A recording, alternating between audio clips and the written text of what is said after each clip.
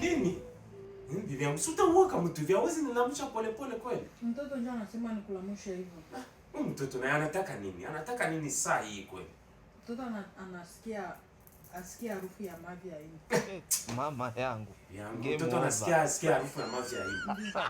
Bibi yangu mavi ya hivi ndaitoa wapi saa hii kweli? Ujikaze.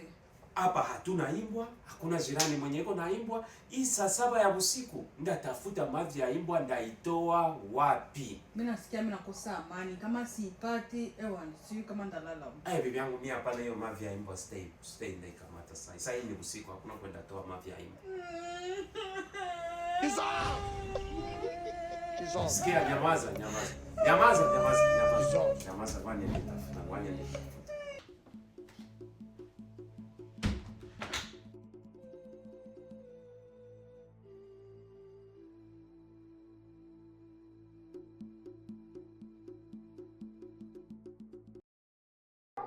He's off! She's off.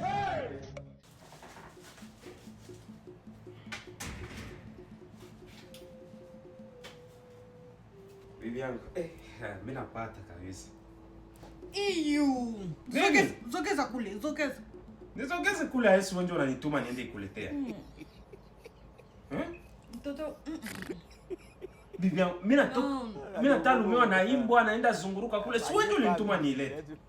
Mtoto anasema, uanze kwanza uionje yako, usikie kama ni mavi ya imbwa.